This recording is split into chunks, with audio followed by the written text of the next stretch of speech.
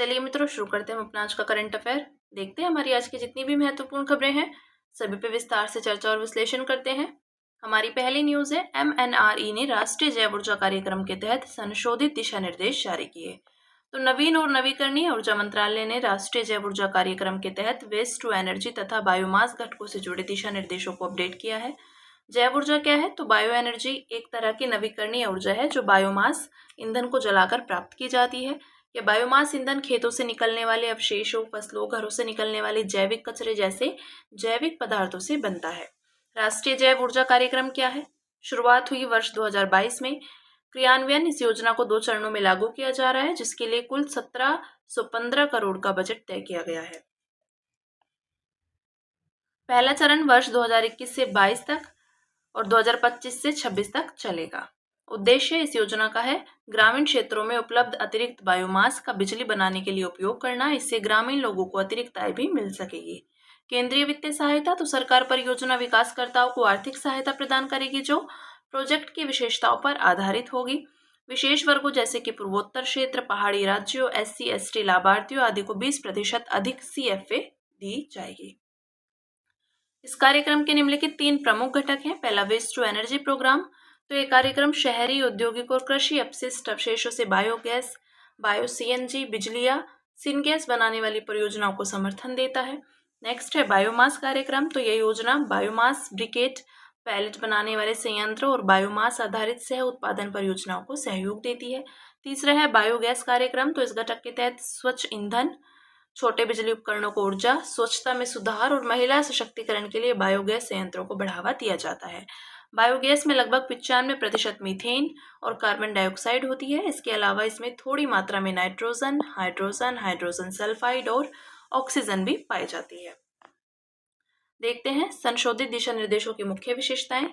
तो waste to energy, सरलीकृत प्रक्रियाएं जैसे कि MSMEs और उद्योग को आसानी से अनुमोदन देना। CFA, वितरण में सुधार। तो अब 2 चरणों में आर्थिक सहायता दी जाएगी। पहले चरण में 50%, राज्य प्रदूषण नियंत्रण बोर्ड से सहमति और बैंक गारंटी के साथ कुल CFA का 50% जारी किया जाएगा। शेष राशि जब 80% क्षमता पूरी हो जाए या निश्चित अधिकतम सीमा तक पहुंच जाए, जो भी कम हो। अन्य सुधार, तो निरीक्षण की प्रक्रिया को सरल बनाया गया है, लोचशील और प्रदर्शन आधारित फंडिंग दी जाएगी आदि। नेक्स्ट है बायोमास प्रोग्राम। तो सरलीकृत प्रक्रियाएं जैसे कि ब्रिकेट, पैलेट बनाने वाले संयंत्रों के लिए अब क्लियरेंस दस्तावेजों की जरूरत नहीं है। तकनीकी एकीकरण, उदाहरण के लिए इंटरनेट ऑफ थिंग्स आधारित निगरानी प्रणाली के उपयोग को बढ़ावा दिया गया है। पराली जलाने से संबंधित सहायता, तो NCR और आसपास के राज्यों में पैलेट बनाने वाले उत्पादक अब MNRE या केंद्रीय प्रदूषण नियंत्रण बोर्ड की योजनाओं में से किसी एक को चुन सकते हैं। अन्य प्रावधान, लचीली बाजार पहुंच, प्रदर्शन आधारित सब्सिडी आदि की सुविधा दी गई है। फिर अगली न्यूज है हमारी, दिल्ली में पहली बार कृत्रिम वर्षा कराने की तैयारी चल रही है। तो दिल्ली सरकार वायु प्रदूषण से निपटने के लिए पहली बार क्लाउड सीडिंग तकनीक का उपयोग करके कृत्रिम वर्षा कराने जा रही है। इस वैज्ञानिक पहल का नेतृत्व IIT कानपुर कर रहा है। इस तकनीक के तहत विशेष रूप से तैयार विमानों की मदद से क्लाउड सीडिंग की जाएगी। कृत्रिम वर्षा क्या है? यानी कि आर्टिफिशियल रेन। तो कृत्रिम वर्षा को क्लाउड सीडिंग भी कहा जाता है। वास्तव में प्राकृतिक मौसम में वैज्ञानिक तकनीकों के उपयोग से कृत्रिम संशोधन। इस संशोधन का उद्देश्य बादलों की वर्षा कराने की क्षमता को बढ़ाना यानी कृत्रिम वर्षा उत्पन्न करना है। प्रक्रिया, इस तकनीक में सिल्वर आयोडाइड, पोटेशियम आयोडाइड और शुष्क बर्फ यानी ड्राई आइस जैसे रसायनों का हवाई जहाज व हेलीकॉप्टर की मदद से आकाश में छिड़काव किया जाता है। ये रसायन जलवाष्प को आकर्षित करते हैं और वर्षा के लिए केंद्रक का कार्य करते हैं। इससे वर्षा वाले बादलों के निर्माण में मदद मिलती है। क्लाउड सीडिंग के प्रकार, तो हाइग्रोस्कोपिक क्लाउड सीडिंग, यह तकनीक तरल बादलों में जल की बूंदों के आपस में जुड़ने की प्रक्रिया को तेज करती है। इससे जल की बूंदें बाहरी होकर जमीन पर वर्षा के रूप में गिरती हैं। ग्लेशियोजेनिक क्लाउड सीडिंग, तो यह तकनीक सुपर कूल्ड यानी अत्यधिक ठंडे बादलों में बर्फ के कण बनाने को उत्प्रेरित करती है। आगे की राह देखते हैं इसमें। तो क्लाउड सीडिंग जल की कमी और कृषि कार्य में सहायता का एक पूरक समाधान है। हालांकि इसका उपयोग पर्याप्त वैज्ञानिक अनुसंधान के बाद तथा पर्यावरण को सुरक्षित रखने के उपायों और स्पष्ट दिशा निर्देशों के तहत किया जाना चाहिए। देखते हैं क्लाउड सीडिंग के लाभ और चिंताएं। तो लाभ, सूखाग्रस्त क्षेत्रों में वर्षा की मात्रा बढ़ती है, जैसे दुबई क्लाउड सीडिंग परियोजना। कृषि कार्यों में मदद मिलती है। शुष्क अवधि के दौरान वर्षा कराई जा सकती है। इससे फसल की पैदावार और किसानों की आय में वृद्धि हो सकती है। मौसम में कृत्रिम बदलाव लाकर उसे अनुकूल बनाया जा सकता है। ओलावृष्टि, तूफान या सर्दियों में भारी बर्फबारी से होने वाले नुकसानों को कम करने के लिए जलवाष्प को नियंत्रित किया जा सकता है। वायु प्रदूषण कम करने में मदद मिल सकती है। वायुमंडल को प्रदूषण और धूल रहित बनाकर स्वच्छ रखा जा सकता है। अन्य लाभ, जंगल की आग को फैलने से रोका जा सकता है, सर्दियों में बर्फबारी बढ़ाई जा सकती है आदि। चिंताएं देखते हैं। बाढ़ और भूस्खलन का खतरा बढ़ सकता है। क्लाउड सीडिंग की वजह से अत्यधिक वर्षा होने से अचानक बाढ़ आ सकती है और भूस्खलन का खतरा बढ़ सकता है। प्राकृतिक मौसम प्रणाली बाधित हो सकती है। यह तकनीक प्राकृतिक मौसम चक्र को बाधित कर सकती है, जिससे अन्य क्षेत्रों में सूखा पड़ सकता है। पर्यावरण को नुकसान पहुंच सकता है। कृत्रिम वर्षा की वजह से झीलों और नदियों में रसायन प्रवेश कर सकते हैं, जिससे जल दूषित हो सकता है। इससे इनमें रहने वाले जीव जंतु और पौधों को नुकसान पहुंचेगा तथा जैव विविधता कम हो सकती है। स्वास्थ्य को खतरा पहुंचेगा तो मृदा और जल में रासायनिक पदार्थों के जमा होने से पौधों व जानवरों के स्वास्थ्य को नुकसान पहुंच सकता है। साथ ही पारिस्थितिकी तंत्र की प्राकृतिक प्रणाली बाधित हो सकती है। फिर अगली न्यूज है, भारत निर्वाचन आयोग ने 345 पंजीकृत और गैर मान्यता प्राप्त राजनीतिक दलों को सूची से हटाने की प्रक्रिया शुरू कर दी है। भारत निर्वाचन आयोग ने 345 पंजीकृत गैर मान्यता प्राप्त राजनीतिक दलों के नाम को राजनीतिक दलों की सूची से हटाने की कार्यवाही शुरू कर दी है। निर्वाचन आयोग के अनुसार उपयुक्त 345 राजनीतिक दलों ने 2019 से यानी पिछले 6 वर्षों में एक भी चुनाव नहीं लड़ा और न ही किसी स्थान पर इनका कोई कार्यालय स्थित है। दलों को सूची से हटाने का अंतिम निर्णय भारत निर्वाचन आयोग लेगा। इसके बाद ये राजनीतिक दल सूचीबद्ध राजनीतिक दलों को मिलने वाले लाभों से वंचित हो जाएंगे। राजनीतिक दलों का पंजीकरण तो लोक प्रतिनिधित्व अधिनियम 1951 की धारा 29A, यह धारा किसी राजनीतिक दल के निर्वाचन आयोग के पास पंजीकरण की आवश्यकताओं को निर्धारित करती है। हालांकि इंडियन नेशनल कांग्रेस बनाम इंस्टीट्यूट ऑफ सोशल वेलफेयर 2002 मामले में दिए गए निर्णय के अनुसार निर्वाचन आयोग के पास RPA 1951 के तहत किसी राजनीतिक दल का पंजीकरण रद्द करने का अधिकार नहीं है। इसका आशय है कि चुनाव आयोग किसी राजनीतिक दल का नाम सूचीबद्ध राजनीतिक दल की सूची से हटा सकता है, पर उसका पंजीकरण रद्द नहीं कर सकता है। पंजीकृत गैर मान्यता प्राप्त राजनीतिक दलों से जुड़ी चिंताएं, नियमों का पालन नहीं करना। लोक प्रतिनिधित्व अधिनियम 1951 की धारा 29C के तहत राजनीतिक दलों को मिलने वाले चंदे की रिपोर्टिंग अनिवार्य रूप से करनी होती है। हालांकि कई राजनीतिक दल ऐसा नहीं करते हैं। वित्तीय अनियमितताएं और कर छूट का दुरुपयोग तो आयकर छूट के अनुचित दावे। वित्त वर्ष 2019-20 में 219 RUPPS ने 608 करोड़ रुपए के कर छूट का दावा किया था। कथित तौर पर गंभीर वित्तीय अनियमितताओं का आरोप, तो इन आरोपों में दान प्राप्त करने की फर्जी रसीदें प्रस्तुत करना, फंड भेजने के लिए शेल कंपनियों का उपयोग करना, फर्जी लेन देन और खरीदें आदि शामिल है। चुनाव में भाग नहीं लेना तो 2019 के लोकसभा चुनाव में पंजीकृत होने के बावजूद लगभग 70% राजनीतिक दलों ने चुनाव नहीं लड़ा। RUPPS से जुड़ी समस्याओं से निपटने के उपाय तो विधि आयोग की 255वीं रिपोर्ट 2015, इसके तहत लगातार 10 वर्षों तक चुनाव लड़ने में विफल रहने वाले राजनीतिक दलों का पंजीकरण स्वतः रद्द कर देना चाहिए। भारत निर्वाचन आयोग का 2016 का ज्ञापन, तो इस ज्ञापन में निर्वाचन आयोग को राजनीतिक दलों का पंजीकरण रद्द करने का अधिकार देने हेतु कानून में संशोधन करने का सुझाव दिया गया था। देखते हैं राजनीतिक दलों का वर्गीकरण। तो भारत में पंजीकृत गैर मान्यता प्राप्त राजनीतिक दल और मान्यता प्राप्त राजनीतिक दल में अंतर। ये पंजीकृत गैर मान्यता प्राप्त राजनीतिक दल है और ये मान्यता प्राप्त राजनीतिक दल। तो देखते हैं कानूनी स्थिति। लोक प्रतिनिधित्व अधिनियम 1951 की धारा 29A के तहत पंजीकृत है ये। लाभ और विशेष अधिकार तो कर में छूट का लाभ है। लोकसभा, राज्य विधानसभा चुनावों में उस दल के सभी उम्मीदवारों के लिए समान चुनाव चिन्ह के उपयोग का अधिकार, 20 स्टार प्रचारकों की नियुक्ति का अनुमति। इधर देखते हैं मान्यता प्राप्त राजनीतिक दल में, तो चुनाव चिन्ह आदेश 1968 के तहत राष्ट्रीय राज्य स्तरीय राजनीतिक दल के रूप में मान्यता प्राप्त हो। मान्यता प्राप्त करने का आधार तो लोकसभा या विधानसभा चुनावों में निर्धारित सीटें जीतना या निर्धारित मत प्रतिशत प्राप्त करना। अतिरिक्त लाभ, आरक्षित चुनाव चिन्ह मिलना, 40 स्टार प्रचारकों की नियुक्ति का अधिकार यानी RUPPS से 2 गुना, और अतिरिक्त विशेष अधिकार और मान्यता मिलना।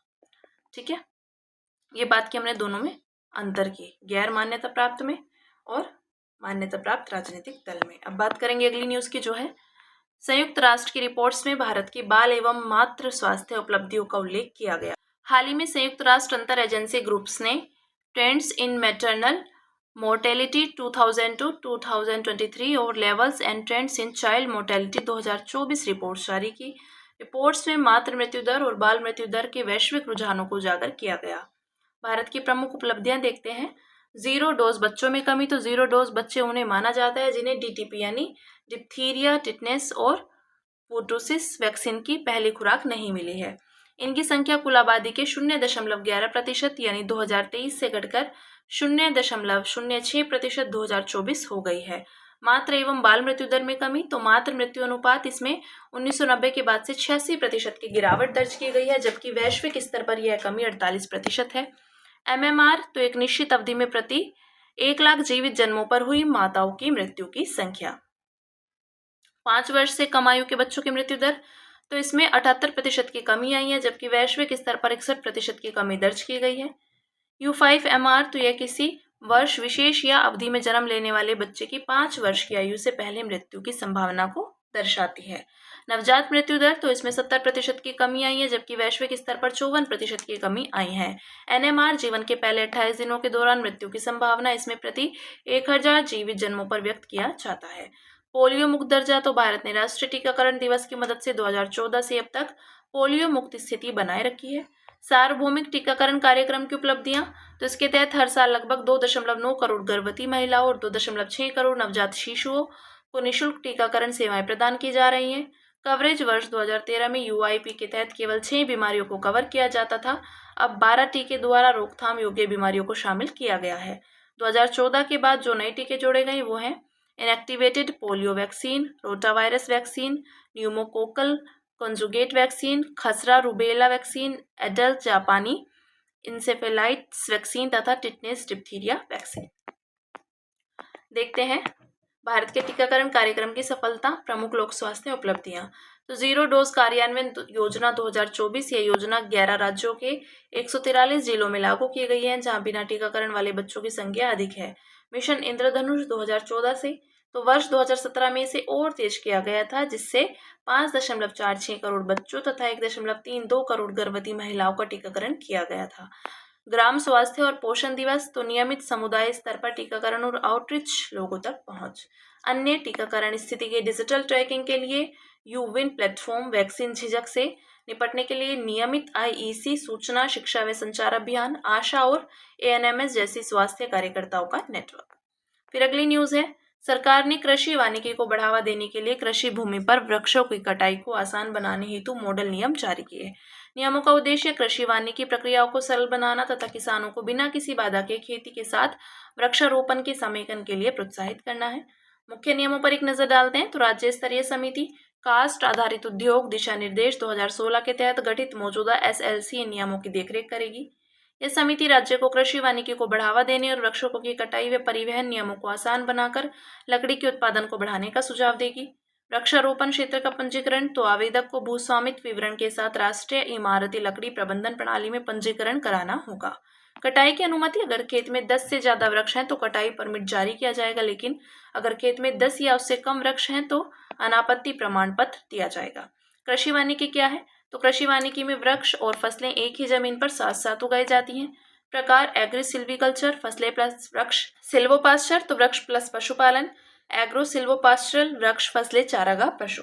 भारत में कृषि वानिकी, तो यह भारत के कुल भौगोलिक क्षेत्र का लगभग 8.65% यानी 28.42 बिलियन हेक्टेयर क्षेत्र कवर करती है। सरकार के अनुसार यदि किसी कृषि भूमि के 10% से अधिक हिस्से पर वृक्ष हैं तो उसे कृषि वानिकी के अंतर्गत माना जाएगा। लाभ, पर्यावरणीय लाभ, यह वनों के बाहर वृक्षों की संख्या बढ़ाने और जमीन के संधारणीय उपयोग को बढ़ावा देती है। ये पेरिस समझौते के तहत भारत के राष्ट्रीय स्तर पर निर्धारित योगदानों के अनुरूप है। आर्थिक लाभ, यह फसलों की उत्पादकता बढ़ाकर मृदा स्वास्थ्य में सुधार कर और जल का संरक्षण करके किसानों की आय दोगुनी करने में मदद करती है। सामाजिक लाभ, लगातार रोजगार और अधिक आय से ग्रामीण क्षेत्रों में लोगों के जीवन स्तर में सुधार होता है। कृषि वानिकी को बढ़ावा देने के लिए शुरू की गई पहली, तो राष्ट्रीय कृषि वानिकी नीति 2014। यह नीति कृषि वानिकी को बढ़ावा देने तथा इससे जुड़े शोध एवं विकास और बड़े स्तर पर कृषि वानिकी को लागू करने के लिए एक रूपरेखा तैयार करने के उद्देश्य से बनाई गई है। कृषि वानिकी पर उपमिशन, तो इसे राष्ट्रीय सतत कृषि मिशन के तहत संचालित किया जा रहा है। ग्रो पहल, नीति आयोग द्वारा शुरू की गई यह पहल कृषि वानिकी के जरिए भारत की बंजर जमीनों को उपजाऊ बनाने का लक्ष्य रखती है। वन अधिनियम 1927 में संशोधन 2017, बांस को वृक्ष की जगह घास की श्रेणी में रखा गया, जिससे उसकी कटाई और परिवहन आसान हो गया। फिर अगली न्यूज है, तेलंगाना के निजामाबाद में राष्ट्रीय हल्दी बोर्ड के मुख्यालय का उद्घाटन किया गया। तो राष्ट्रीय हल्दी बोर्ड की स्थापना की अधिसूचना अक्टूबर 2023 में जारी की गई थी और इसका उद्घाटन जनवरी 2025 में हुआ था। इसके विषय में देखते हैं, हल्दी से जुड़े मामलों में दिशा निर्देश देना, विकास प्रयासों को मजबूत करना और हल्दी क्षेत्र के विकास व समृद्धि के लिए स्पाइसेस बोर्ड व अन्य सरकारी एजेंसियों के साथ बेहतर समन्वय करना। मंत्रालय वाणिज्य और उद्योग मंत्रालय है। संरचना की बात करें तो अध्यक्ष केंद्र सरकार द्वारा नियुक्त, सदस्य आयुष मंत्रालय, केंद्र सरकार के विभिन्न विभागों जैसे औषध विभाग, कृषि और किसान कल्याण विभाग, वाणिज्य और उद्योग विभाग के प्रतिनिधि। 3 राज्यों से रोटेशन आधार पर राज्य सरकारों के वरिष्ठ अधिकारी तथा अन्य हितधारकों के प्रतिनिधि। अनुसंधान में शामिल चयनित राष्ट्रीय राज्य संस्थान और हल्दी किसानों व निर्यातकों के प्रतिनिधि। वाणिज्य विभाग द्वारा नियुक्त एक सचिव। भूमिका अनुसंधान एवं विकास को बढ़ावा देना, निर्यात के लिए मूल्य संवर्धन करना, हल्दी के लाभों के बारे में जागरूकता फैलाना, हल्दी के उपज में सुधार करना और बाजारों का विस्तार करने के लिए आपूर्ति श्रृंखला का विस्तार करना। भारत में हल्दी का उत्पादन। तो भारत विश्व में हल्दी का सबसे बड़ा उत्पादक, उपभोक्ता और निर्यातक देश है। देश के 20 से अधिक राज्यों में हल्दी की लगभग 30 किस्में उगाई जाती हैं। उत्पादन। वैश्विक हल्दी उत्पादन का 70% हिस्सा भारत उत्पादित करता है। तेलंगाना, महाराष्ट्र, तमिलनाडु और आंध्र प्रदेश मिलकर घरेलू उत्पादन का 63.4% उत्पादित करते हैं। निर्यात। हल्दी के वैश्विक व्यापार में भारत की 62% से अधिक की हिस्सेदारी है। भारत के लिए प्रमुख निर्यात बाजार बांग्लादेश, संयुक्त अरब अमीरात, संयुक्त राज्य अमेरिका और मलेशिया है। भारत में जीआई टैग वाली हल्दी तो सांगली हल्दी और वाईगांव हल्दी महाराष्ट्र, इरोड मंजल हल्दी तमिलनाडु, लाका डोंग हल्दी मेघालय आदि। हल्दी के बारे में देखते हैं। ये एक प्रकंद यानी भूमिगत तना है। इसे आमतौर पर सुनहरा मसाला भी कहा जाता है। जलवायु दशाएं। इसकी फसल अलग अलग प्रकार की उष्णकटिबंधीय परिस्थितियों में उगाई जाती है। तापमान सीमा 20 से 30 डिग्री सेल्सियस। वार्षिक वर्षा 1500 मिलीमीटर या उससे अधिक। मिट्टी अच्छी जल निकासी वाली रेतीली या चिकनी दोमट मिट्टी में सबसे अच्छी उगती है। स्वास्थ्य लाभ। इसमें एंटीऑक्सीडेंट और एंटी इन्फ्लेमेटरी गुण होते हैं। अब बात करेंगे अन्य सुर्खियों की, जिसमें पहली न्यूज है विप्रेशन। तो आरबीआई की हाल ही में प्रकाशित एक रिपोर्ट के अनुसार भारत को 2024-25 में कुल 135.46 बिलियन डॉलर का रेमिटेंस मिला, जो पिछले साल की तुलना में 14% ज्यादा है।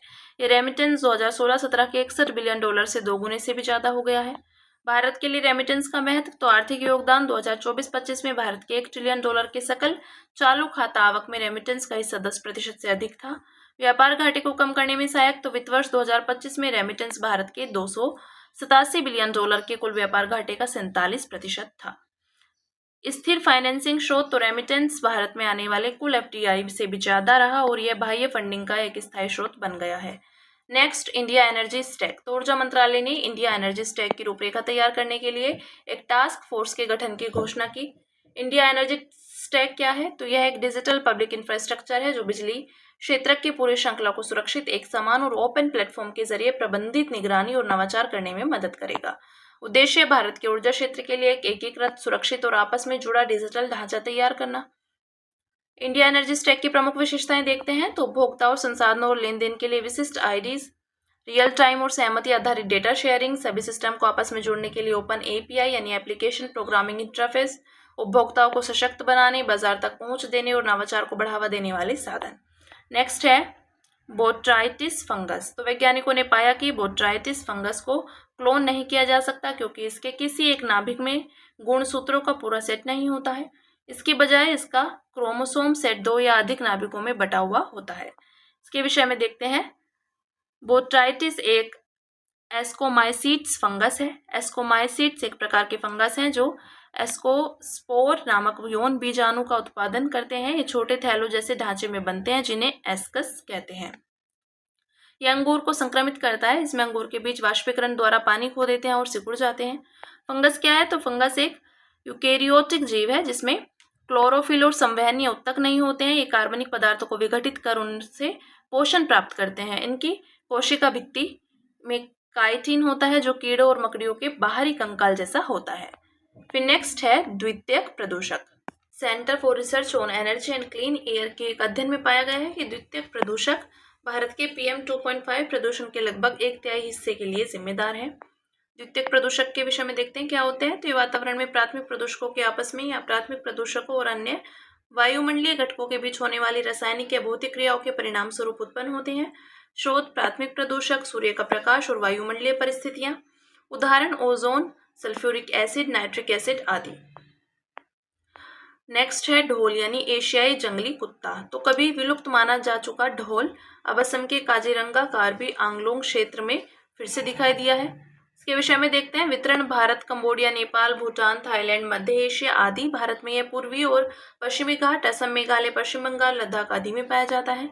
विशेषताएं, ये मांसाहारी होते हैं जो आकार में छोटे भेड़िए या घरेलू कुत्ते जैसे दिखते हैं। मुख्यतः सुबह जल्दी या देर शाम को शिकार करते हैं। खतरा, आवास की हानि, रोग आदि। IUCN में एंडेंजर्ड है। वन्यजीव संरक्षण अधिनियम 1972 अनुसूची 2 में, साइट्स के परिशिष्ट 2 में। नेक्स्ट है एक्सो प्लैनेट।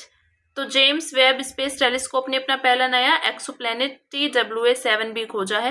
यह CENTELE नामक कम द्रव्यमान वाले तारे, जिसे TWA-7b कहा जाता है, के चारों ओर मौजूद मलबे के रिंग्स में पाया गया है। यह अब तक सीधे देखे गए एक्सोप्लैनेट्स में से 10 गुना हल्का है। एक्सोप्लैनेट्स क्या होते हैं? तो ये वे ग्रह होते हैं जो सूरज के अलावा किसी के और तारे की परिक्रमा करते हैं, यानी ये सौरमंडल के बाहर होते हैं। जो एक्सोप्लैनेट अपने तारों के चारों ओर रहने योग्य क्षेत्र में परिक्रमा करते हैं, अर्थात जहाँ तापमान न ज्यादा उच्च हो न ही ज्यादा निम्न। ये हमारे सौरमंडल के बाहर जीवन की खोज करने के लिए बहुत महत्वपूर्ण होते हैं। वर्तमान में पृथ्वी के सबसे करीब का एक्सोप्लैनेट प्रोक्सिमा सेंटोरी b है, जो हमसे लगभग 4 प्रकाश वर्ष दूर है। फिर नेक्स्ट है कोल्हापुरी चप्पल। तो एक वैश्विक फैशन ब्रांड ने विवाद के बाद कोल्हापुरी चप्पल की डिजाइन की कॉपी करने की बात स्वीकारी है। इसके विषय में देखते हैं। ये एक पारंपरिक हस्तनिर्मित चमड़े की चप्पल है। इसे 2019 में भौगोलिक संकेतक यानी GI टैग का दर्जा दिया गया। कोल्हापुरी चप्पल की उत्पत्ति 12वीं शताब्दी में महाराष्ट्र में हुई थी। इन्हें पूरी तरह से हाथों से और वनस्पति टैंड चमड़े का उपयोग करके बनाया जाता है। नेक्स्ट है सिंथेटिक ह्यूमन जीनोम प्रोजेक्ट। तो वैज्ञानिक सिंथेटिक ह्यूमन जीनोम प्रोजेक्ट पर काम कर रहे हैं, जिसका लक्ष्य है मानव DNA को शुरू से बनाना, ताकि यह समझा जा सके कि DNA कैसे काम करता है। इसके विषय में देखते हैं। यह एक 5 साल की अवधि का एक बहु केंद्रित शोध प्रोजेक्ट है, जिसमें कैम्ब्रिज, ऑक्सफोर्ड जैसे विश्वविद्यालय शामिल है। उद्देश्य मानव जीनोम को कृत्रिम रूप से संश्लेषित करने के लिए आवश्यक मूलभूत और बड़े पैमाने पर उपयोग योग्य उपकरण, तकनीक और विधियों को विकसित करना। सिंथेटिक जीनोम क्या है? तो एक ऐसा मानव निर्मित DNA अनुक्रम होता है जो या तो पूरी तरह से प्रयोगशाला में डिजाइन किया गया होता है या प्राकृतिक DNA में बदलाव करके प्राप्त किया जाता है। इसके जरिए लक्षित कोशिका उपचार, वायरस प्रतिरोधी अंग प्रत्यारोपण और जलवायु रोधी फसलें तैयार करने में मदद मिल सकती है। अंत में बात करेंगे सुर्खियों में रहे स्थल की, जो है मेडागास्कर, राजधानी अंटानानारिवो। तो रक्षा राज्य मंत्री ने मेडागास्कर के 65वें स्वतंत्रता दिवस समारोह में भारत का प्रतिनिधित्व किया। भौगोलिक अवस्थिति, तो मेडागास्कर अफ्रीका के दक्षिण पूर्व तट से लगभग 250 मील दूर हिंद महासागर में स्थित है। समुद्री सीमाएं कोमोरोस, फ्रांस, मॉरिशस, मोजाम्बिक और सेशेल्स से लगती है। भौगोलिक विशेषताएं, ये दुनिया का चौथा सबसे बड़ा द्वीप है। ये दुनिया की लगभग 5% पौधों और जानवरों की प्रजातियां पाई जाती हैं। इनमें से लगभग 80% स्थानिक है, यानी कहीं और नहीं पाई जाती हैं। मेडागास्कर और भारतीय मानसून, तो दक्षिण पश्चिम मानसून की उत्पत्ति मेडागास्कर के पास मास्क्रेन हाई की वजह से होती है। इससे आर्द्रता युक्त दक्षिण पूर्वी पवनें सोमालिया की तरफ बहने लगती हैं। जैसे ये पवनें भूमध्य रेखा को पार करती हैं, दक्षिण पश्चिम पवनों में बदल जाती हैं और भारत की ओर प्रवाहित होने लगती हैं। और मानसून का प्रत्यावर्तन सितंबर में तिब्बत से शुरू होता है और अंत में मेडागास्कर के पास समाप्त होता है, जिससे मानसून चक्र पूरा होता है। ये बात की हमने मेडागास्कर की। तो हमारी आज की जितनी भी महत्वपूर्ण खबरें थी, हमने सभी पे विस्तार से चर्चा और विश्लेषण किया। अब इसी के साथ मिलते हैं कल अपनी नई खबरों के साथ।